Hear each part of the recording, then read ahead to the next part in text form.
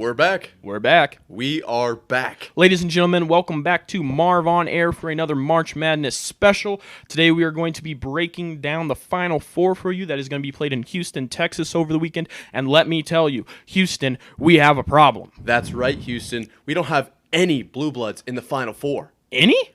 None. North Carolina? No. Duke? Absolutely not. Kentucky's in, though. No. You wouldn't even, like Villanova? No. UCLA? None of them. Nobody playing in the Final Four has any blue blood coursing through their veins, which is bringing a whole different atmosphere to this weekend. It's kind of crazy because I was told that NIL and the transfer portal are going to ruin college hoops. That's what you would have thought if you were listening to the news a couple months ago. I mean, I thought the rich get richer, but here we are with all the big dogs. They're sitting at home this weekend. That's right. We don't have any 1, 2, or 3 seeds in this. What are we doing? We got 4. I'll tell you what. We do have 4 Paradise teams. Yeah. I mean, we have Boca Raton sitting down there with FAU, Florida Atlantic. We have the Miami Hurricanes in Miami. We have San Diego State in San Diego. And we have UConn in the beautiful, beautiful metropolis of Storrs, Connecticut. Obvious spring break location. I think we're going there next year. I'm pretty sure we've already booked our flight. Yeah, the surf up there, I've heard, is incredible. Incredible. Great seafood. Great spot. Great spot. I always hear that it's popping in March. You love to see it.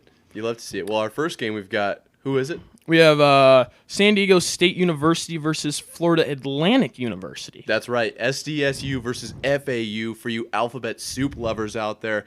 This one's going to be interesting. We've got a 5 and a 9 seed. Is that right? That is correct. I don't know. I mean, the fact that there's just a bunch of letters here just throws me off. I don't really know what I'm looking at exactly. I think they should just rename themselves to, like, say, Kentucky or Duke. Yeah, something easy. Yeah, something that's easy to remember, simple, expected this time of the year.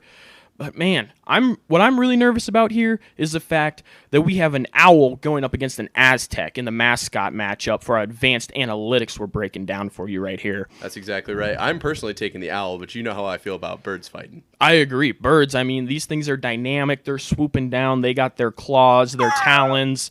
I don't know what kind of advanced weaponry the Aztecs had. I'm guessing a spear. I feel like it'd be very hard to spear an owl, but that's just tough me. Shot. I feel that's like very difficult. You make that shot, you're on like a highlight reel for that. That's true. An Aztec. That's true. That would be like Caitlyn Clark 3-pointers right there, ladies and gentlemen.